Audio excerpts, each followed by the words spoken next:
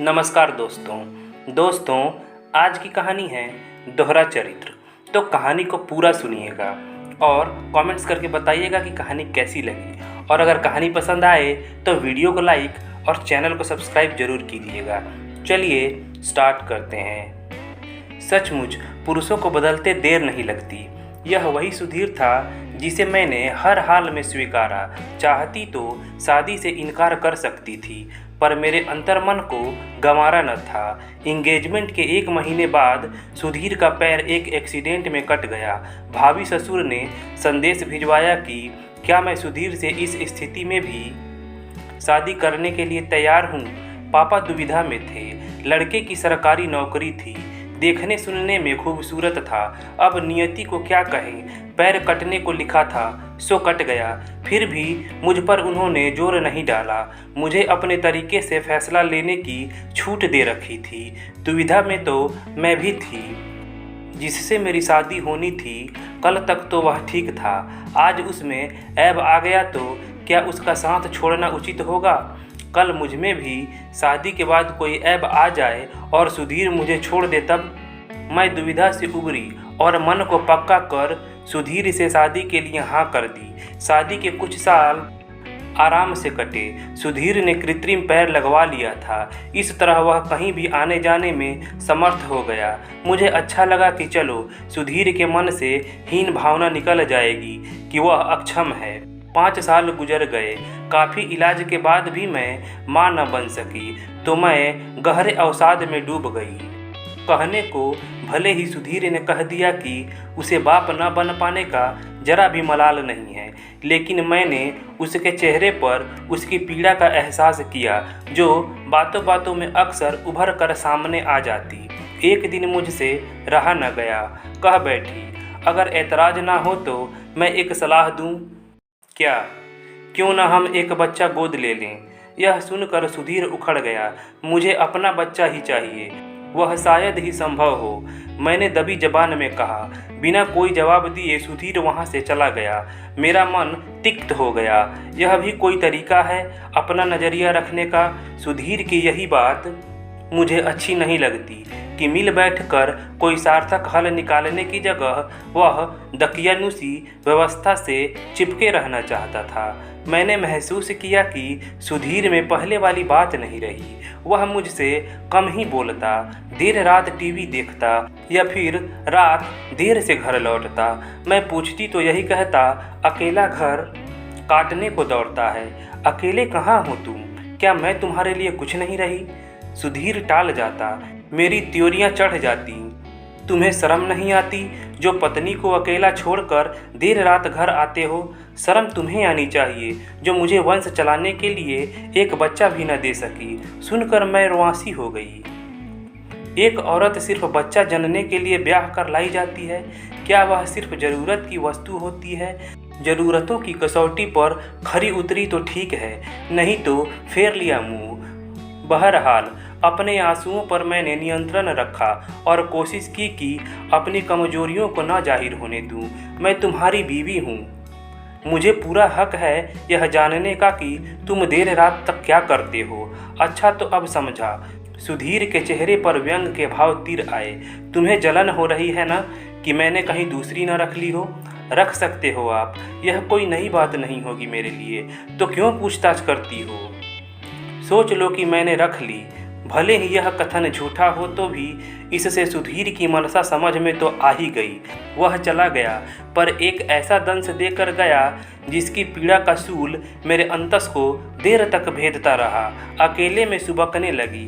कैसे कोई पुरुष इतना बदल सकता है? 5 साल जिसके साथ सुख दुख साझा किया वह एकाएक कैसे निर्मोही हो सकता है?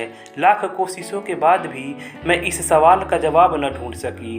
किसी तरह से मैंने अपने आप को संभाला। आज सुधीर के एक दूर के रिश्ते की मामी की लड़की सुनीता आने वाली थी। बिन बाप की लड़की थी, उसे बीएड करना था। इस लिहाज से तो वह 1 साल रहेगी ही रहेगी। हालांकि सुधीर के माँ बाप नाक भौं सिकोड़ रहे थे। दीदी बिन बाप की बेटी है, तुम लोग चाहोगे तो अपने पैरों पर खड़ी हो जाएगी, वरना मेरे पास तो कुछ भी नहीं है जिसके बल पर उसका ब्याह कर सकूं। पढ़ाई लिखाई का ही भरोसा है, पढ़ लिख कर कम से कम अपना पेट पाल तो सकेगी, कहकर मामी रुआंसी हो गई। मेरी सास ने उन्हें ढांढस बंधाया। मेरी सास सुधीर की तरफ मुखातिब हुई। सुधीर, तुम सुनीता को उसका स्कूल दिखा दो। बेटा, यहाँ आने जाने के लिए रिक्शा तो मिल जाता होगा। मामी मुंह बनाकर बोली, नहीं मिलेगा तो मैं छोड़ आया करूँगा। सुधीर ने एक नज़र सुनीता पर डाली तो वह मुस्कुरा दी। यही सब सोचकर आई थी कि यहाँ सुनीता को कोई परेशानी नहीं होगी, तुम सब लोग उसे संभाल लोगे। मामी जी भावुक हो उठी। वे आगे बोली, सुनीता के पापा के जाने के बाद तुम लोगों के सिवा मेरा है ही कौन। रिश्तेदारों ने सहारा न दिया होता तो मैं कब की टूट चुकी होती। यह कहकर वे सुबकने लगी। सुनीता ने उन्हें डांटा।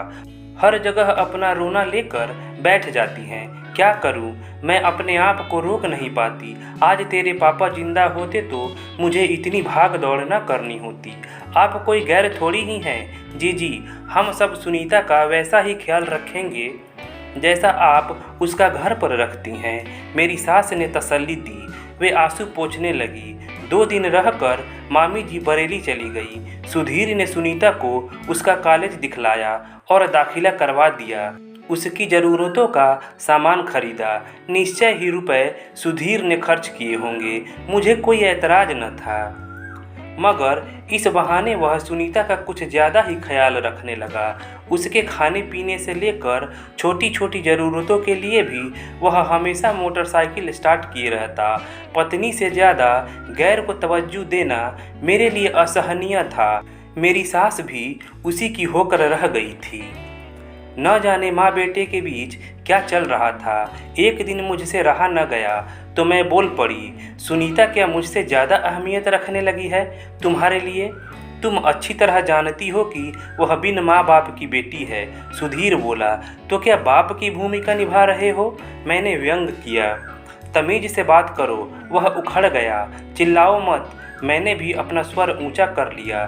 वह संभल गया। आहिस्ता बोलो। अब आए रास्ते पर यह मत समझना कि तुम कुछ भी करोगे और मैं चुपचाप तमाशा देखती रहूंगी। क्या किया है मैंने? अपने दिल से पूछो।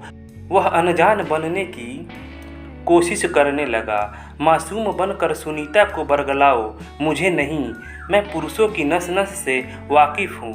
पिछले 1 हफ्ते से नैपकिन लाने के लिए कह रही हूँ। लाए?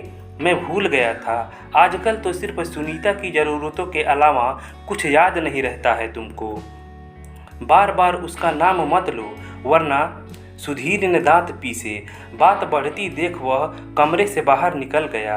कायर पुरुषों की यही पहचान होती है, वे मुंह छिपा कर भागने में ही भलाई समझते हैं। सुधीर अपनी माँ के कमरे में आया। बहुत बदतमीज है, मेरी सास बोली। 4 दिन के लिए आई है, उसे भी चैन से रहने नहीं देती। वह क्या सोचेगी? सिर पर हाथ रख कर वे बैठ गई। न जाने क्या सोच कर वे थोड़ी देर बाद मेरे कमरे में आई। क्यों बहू, तुम्हारे संस्कार यही सिखाते हैं कि अतिथियों के साथ बुरा सलूक करो? आपका बेटा अपनी पत्नी के साथ क्या कर रहा है, क्या आपने जानने की कोशिश की? क्या कर रहा है? कुछ भी तो नहीं छिपा है आपसे। सुनीता को सिर माथे पर बिठाया जा रहा है, वहीं मेरी तरफ ताकने तक की फुर्सत नहीं है किसी के पास। यह तुम्हारा वहम है। हकीकत है माँ जी, हकीकत ही सही। इसके लिए तुम जिम्मेदार हो। सुनीता को मैं यहाँ लाई। बेवजह उसे बीच में मत घसीटो। तुम अच्छी तरह जानती हो कि पति पत्नी के बीच रिश्तों की डोर औलाद से मजबूत होती है। तो क्या यह संभावना सुनीता में देखी जा रही है? बेशर्मी कोई तुमसे सीखे। बेशर्म तो आप हैं जो अपने बेटे को सह दे रही हैं। मैं भी कुछ छिपाने के मूड में नहीं थी। ऐसा ही सही, तुम्हें रहना हो तो रहो। रहूंगी तो मैं यहीं। देखती हूँ मुझे कोई मेरे हक से कैसे वंचित करता है।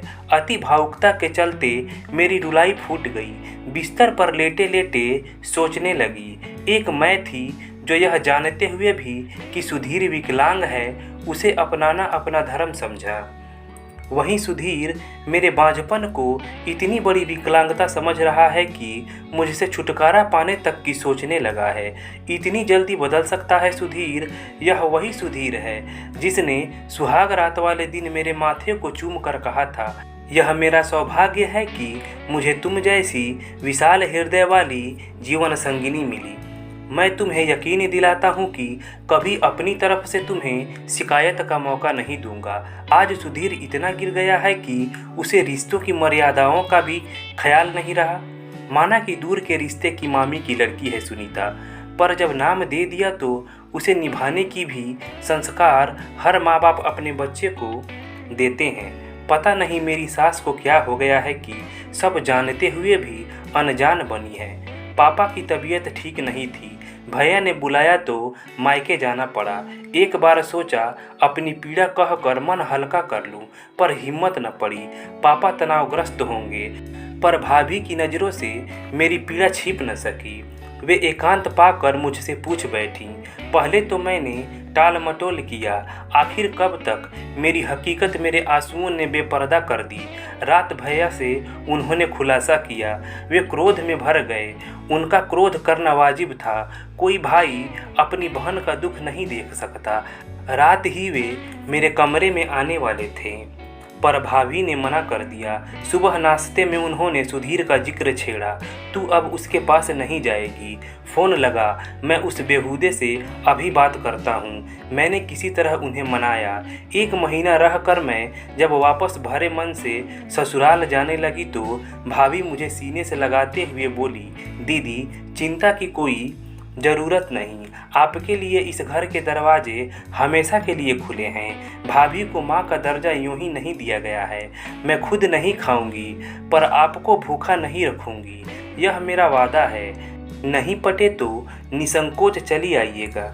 मैं कोशिश करूंगी भाभी की मैं उसे सही रास्ते पर ले आऊं। भरे कंठ से मैं बोली। ससुराल में आकर जो दृश्य मैंने देखा तो मेरे पैरों तले जमीन खिसक गई। सुनीता की मांग में सिंदूर भरा था, तो क्या सुधीर ने सुनीता से शादी कर ली? सोचकर मैं सिहर गई। मैं तेजी से चलकर अपने कमरे में आई।